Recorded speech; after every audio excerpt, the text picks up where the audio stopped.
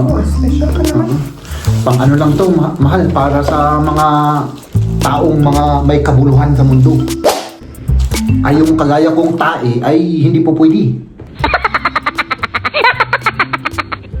Yung employer, no, ay pinapacheck up yung kanyang mga empleyado, no, kung supot sila, kung may syphilis, and so on and so forth. So, tinatakot mo naman ako. Akala ko na sino yan. Bakit? Kanina, may tumatawag na ewan kong number. Ay. Natatakot ako. Huwag kang matakot. Yung mga itlog ko, wala na naman frozen eggs. Ay, naku, magtatanong ako kung may kumain ng puwet. Grabe ang sarap. Kasi yung bituka ko ay kinakain ko pang ganda ng love life ito, mahal. Ang haba siguro ng traffic na to. May na disgrasya dito pala sa tunnel. 4 na sasakyan, my goodness. Ito parang nakakatakot dito Ay, dyan ang pataas din. Parang binigyan ng advice ng doktor. Magpa-injection ng droga. Good morning! Ay, hindi pala morning ngayon. Ngayon ay middle of the day at ako po ay magla-lunch sa amin. Uuwi po ako, mga kaibigan. Umuwi tayo dahil tayo ay nagugutom. I-check ko lang yung ating parking card, okay? Tapos tayo ay umuwi. Dahil sabi ni Mrs. may ulam daw. At syempre alam niyo naman ako pagdating sa ulam ay saan yung susi ko? Ups! Ilak muna natin yung ating ginagamit na brum. Oh, ayan, di ba? Ay, naka, let's go home. Ang lamig-lamig. Yung mga itlog ko, wala na naman frozen eggs na naman ako, mga kaibigan. So, ayan. Oh, let's do this.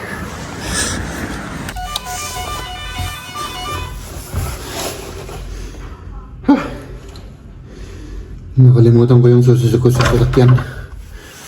So, tinatakot mo naman ako. Akala ko na sino yan. Bakit? Kanina, may tumatawag na ewan kong number. Oh, Tapos, ewan ko. sino Huwag yan? kang bastang magkililing. Nakalimutan ko yung susi ko, mahal. Natatakot ako. Huwag kang matakot. Wala naman tayong ginagawang masama, mahal. Hindi mo alam kung ano ang mga tao nandyan sa harap ng ano. Oh, delicate yan Oo. Ah, Diba ngayon yung pag-ano sa tubig, pero wala naman akong napansin na i-off yan. Diba ngayon yun?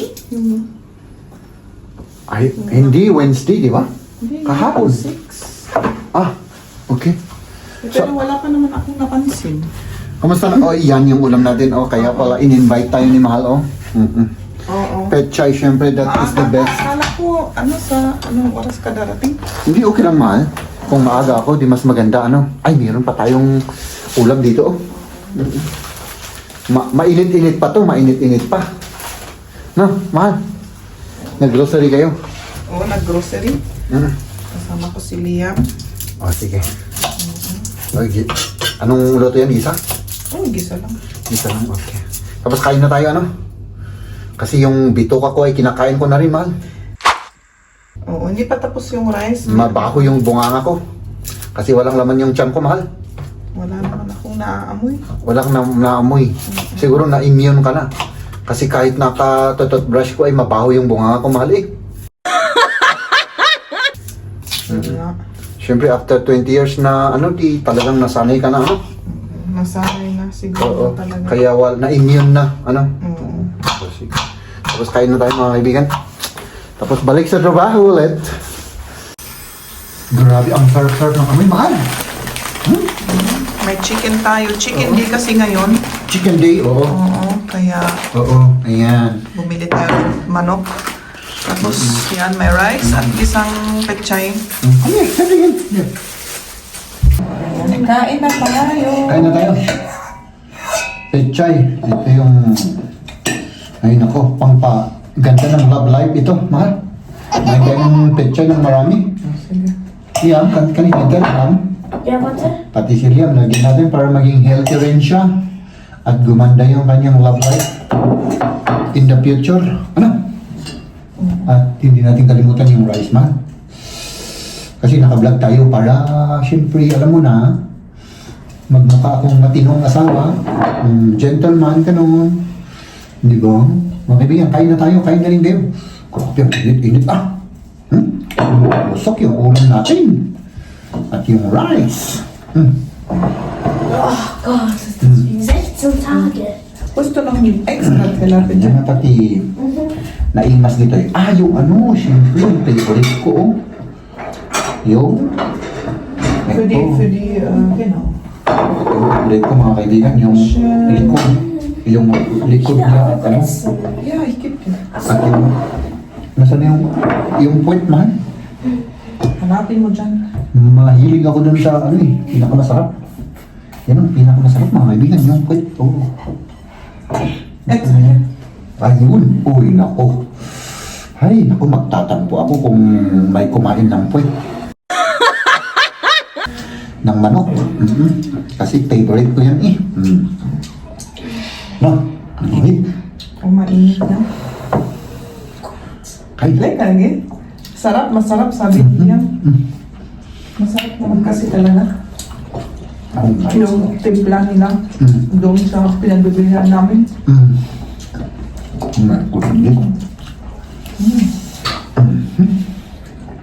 Masarap na kaya. Sarap na. Mainit pa.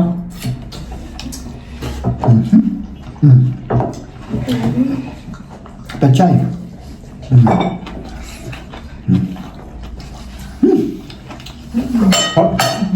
Ang sarap yung timpla niya, ano? Ay, para sa'yo yan. Grabe. Special ba ako na tao? Bakit yung sa akin ay yung special? Oh, special ka naman. Pang ano lang to, mahal para sa mga taong mga may kabuluhan sa mundo. Ay yung kagaya kong tae ay hindi po pwede. Ako naman, ito. Ayan, tikman natin ito. Pancake na yung manipis na manipis. Tapos, May condensed milk. condensed milk. Ito yung ginagawa ng kaibigan ko. Kapi mahal, kapi. Salamat. Parang nahihiya akong buksan to mahal. Hindi na babagay sa akin to. Buksan mo. Sabagay, bigay naman, regalo naman, Nakakahiya eh. Parang hindi ko deserve ito. Grabe, tumataba tayo dito. Grabe. Ikaw ang may kasalanan kasi pinataba mo ako eh. Oh. Diba? Oh. Gold pa siya, gold. Oh. Oh. Saan ka pa? Hindi ko talaga bagay ito, mahal. Nakakahiya. Parang, Bagay-bagay pa sa mga ganyan. oo. Ang bagay lang sa akin, mahal, yung, yung inti. Alam mo yun? Yung inti, yung hindi ko kasi alam sa Tagalog yun eh. Yung sugar na Alam ko na. linuluto. Yun ang pinaka-healthy. Oo. At least hindi Yung sugar na linuluto doon sa atin, hindi ko alam sa Tagalog yun. galing sa diretso sa yan? Sugar cane. Oo. Yun ang ko. Ito syempre, ito ay grabe naman to. Talagang mas may halaga ito kaysa sa akin, man.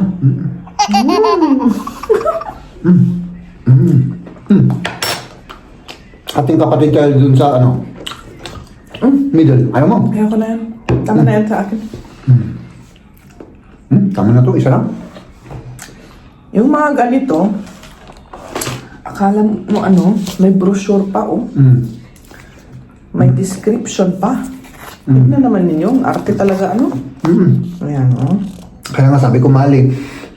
Mas mahal ito kaysa sa akin. May mga, ewan ko ba, kung anong nakalagay, paano nila ginawa. Hindi naman yung paano nila ginawa, pero paano daw. Nakakapagbigay ng saya sa katawan. Mga bolero yung mga yan. Brochure. Oo. Langot. Alula-angot ng binubola lang tayo.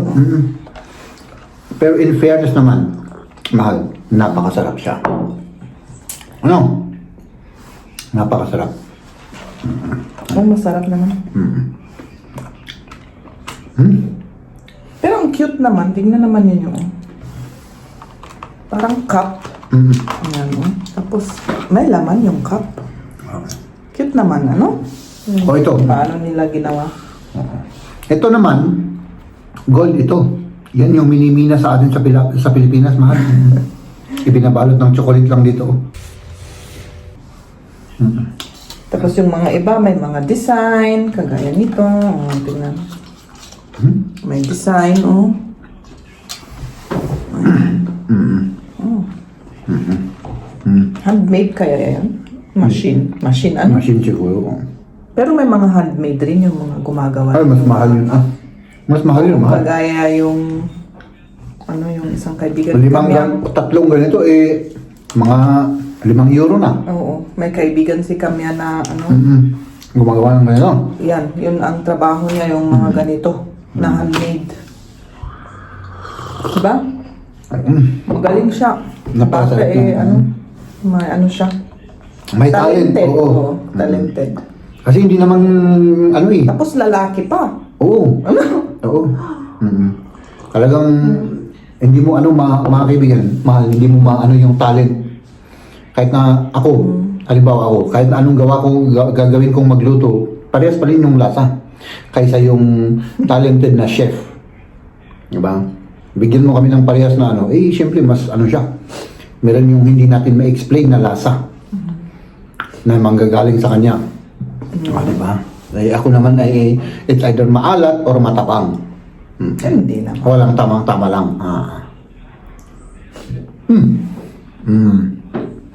Tara na, magtrabaho na tayo. Baka makalimutan kong may trabaho pa pala ako. Oo, baka tatawagin ka na ng boss mo. Alam naman niya. Alam niya, Siyempre. pinayagan ka. Alam mo kung bakit? Hindi. Dahil mabait ako. Ganon. Puhunan ko yan. Mabait. Pag mabait ka sa boss mo, mabait rin sila sa'yo.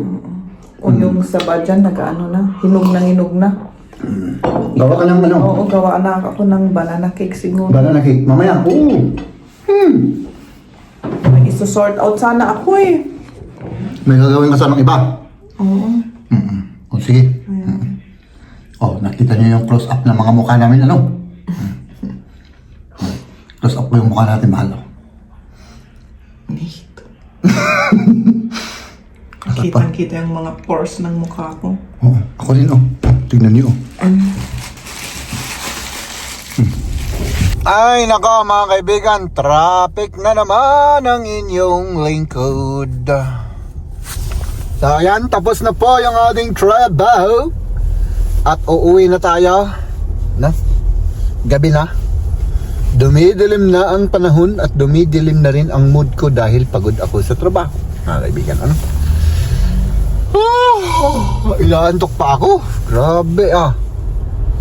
Si na misis nandun lang sa bahay at nagpapahinga. Ano sila? May pinuntahan sila at may ginawa sila kanina. Kaya siguro napagod yung mga yun. So, yan, umuwi na tayo at tayo ay magpahinga rin para may lakas tayo. Ano? No? Ay nako, baka uulan na naman ito. Hindi ko masabi eh. Para kasing ano siya, makulimlim. Pero sa bagay, hindi natin masabi, gabi na eh. No? Ang liwaliwanag dito sa camera. Pero talagang gumagabi na to, mga kaibigan. Ay naka, ang haba siguro ng traffic na to. Oh, nandito pa kami sa tunnel. Ay nako, my goodness. Uy, may ano pa rito oh. Meron palang ano. Tignan nyo. May na-disgrasya dito pala sa tunnel. Kaya, ayan. Nagkabanggaan sila. Ay naku, kaya pala. Tapos normally talaga dito mga kaibigan, dahil shortcut sa daan na ito, ay lahat dumadaan dito. Kasi yung mga ibang daanan ay mas lalo yung traffic. Kasi sa sentro ng syudad. Tapos ngayon,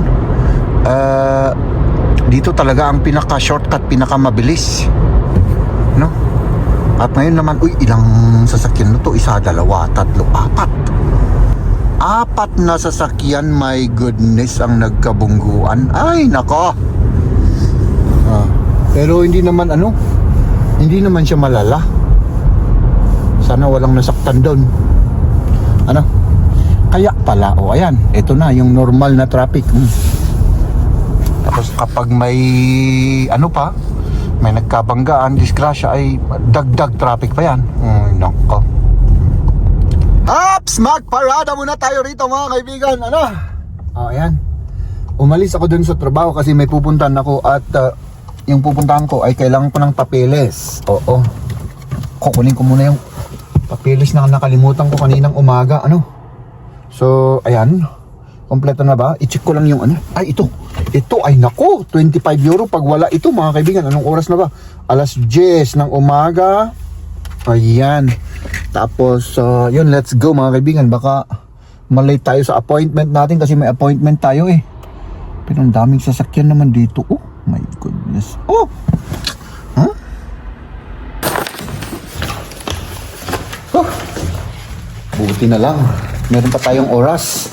Ito, yung papeles. Op. At magbabasura muna tayo. Dahil meron tayong basura rito. Oh! Tara na mga kaibigan. Kasi baka malate pa tayo. No? So ang pupuntahan ko ngayon mga kaibigan ay magpapa-doctor po ako. No? Magpapatingin po ako dahil meron yung tinatawag dito na Pflicht for Sorge. Ibig sabihin mga kaibigan, yung employer no, ay pinapacheck up yung kanyang mga empleyado. No? Kung supot sila, kung may syphilis, and so on and so forth.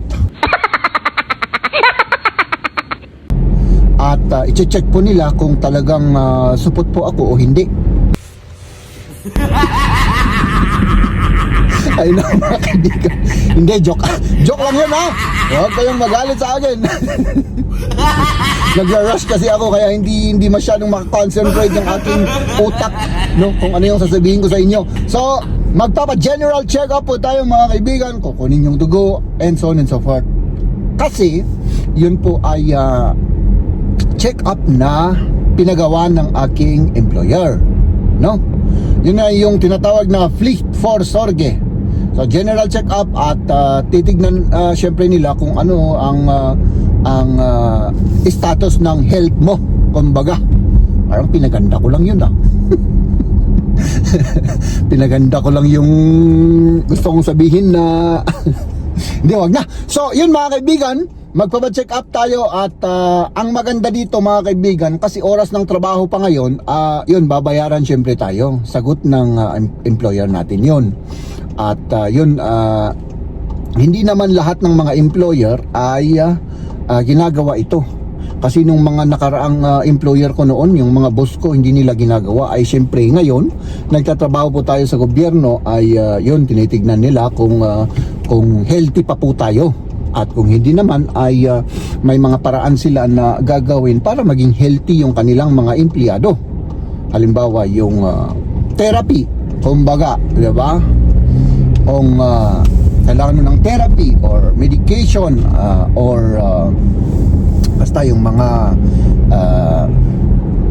gamot or gamutan or gagamutin ka para ano, para yun, maging healthy ka. Yun lang naman. At yun po, yun ang pupuntahan natin. Sana nga hindi tayo mata-traffic kasi parang medyo alanganin ako sa oras. Ay nako, may mga pinag-usapan pa kami sa trabaho kaya yun, parang medyo. At saka dito pa, parang medyo kulang yung oras ko. At saka dito pa, sa syudad tayo mga kaibigan no? At dito naman sa syudad ngayon mga kaibigan ay pagka ganitong oras may traffic na pero sana wala. Oo. Tignan natin. At saka problema ko pa yung yung parking. Oo.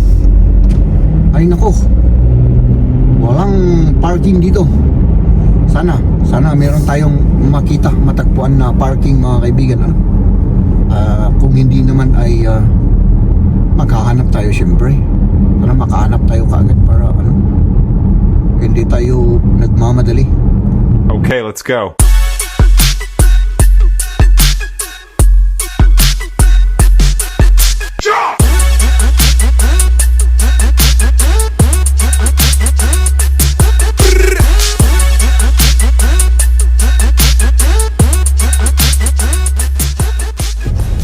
dito na lang tayo mga kaibigan, pang sigurado.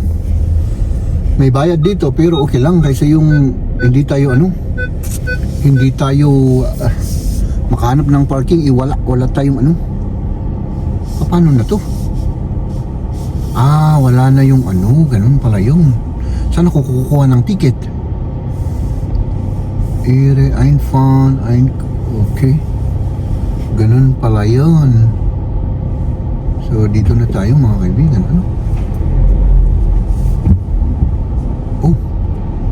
Pwede ba dito?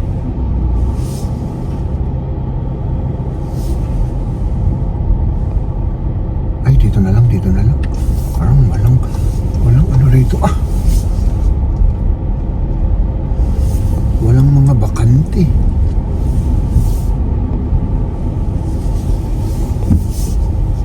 Bakit?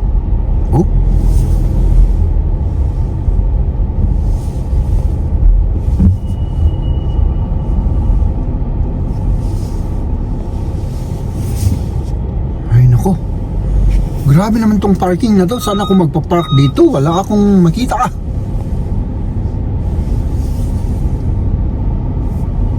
Tapos dito daw. Meron daw dito. Ay, dito pala. Nasa underground tayo mga kaibigan. Wala pa rin bakante. So maghanap tayo doon sa baba. Ilang story ito, parang nakakatakot dito. Ay, ito. Wala rin. Nasaan yung mga pupwedeng dito siguro. Hindi tayo pwedeng pumasok dyan. My goodness. Walang bakante. Kung walang bakante, paano na to?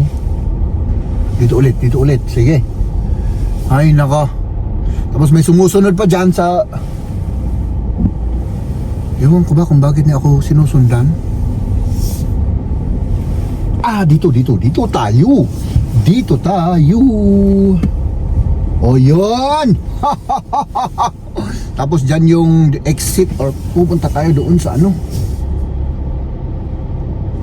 Hop, dito tayo. Grabe, ang sisikip pa ng parking nila.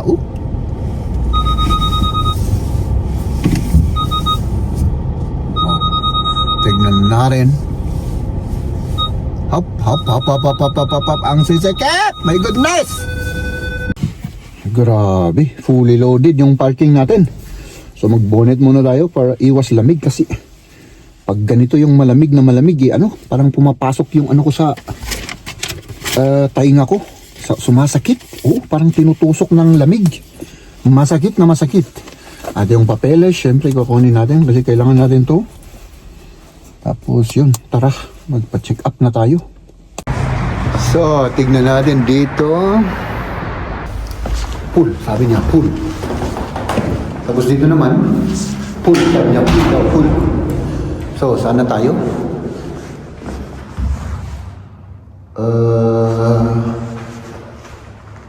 Ay, dyan lang sa taas, maglakad na tayo.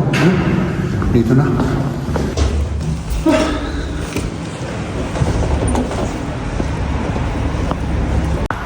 Ayan, tapos na mga kaibigan. Tara, let's go. Haps mga kaibigan! So, yung ginawa sa akin ay talagang binugbog ako. Tinosok ako ng mga needle. Hindi. Ang problema kasi sa akin, hindi mahanap yung kaya nung pagkuha nila ng dugo sa akin mga kaibigan, hindi nahanapan kaagad yung ugat. At yun, 3 beses akong tinosok-tosok pero tapos na mga kaibigan. So ang ginawa ay parang binigyan ng advice ng doktor na magpa-injection ng droga. No? Hindi, joke lang. Magpa-injection ako ng tetanus, yung hepatitis A, hepatitis B, mumps, yung mga ganun. Kasi nung mga na-inject ako noon ay bata pa ako. Dito kasi ang ginagawa nila every 10 years. Oo. Nagpapa-inject sila ng mga antibacteria, di ko alam kung ano pang ang pinapa-injection nila dito. No? Basta, yun. Tapos, yun lang naman. Tapos, pinakuha ko yung dugo ko. Titignan daw din nila kung meron akong sakit. Oo. Ay, sabi ko, syempre, huwag alangan naman na para malaman natin, kung talagang healthy tayo. So, yun mga kaibigan, yun po ang ginawa natin ngayon at tayo po ay uuwi na. At, yun. Tapos na yung natin ngayong araw. Trabaho natin kasi ngayon half day ako at ang mag-aalas 12 na ng tanghali at yun, see you tomorrow mga kaibigan.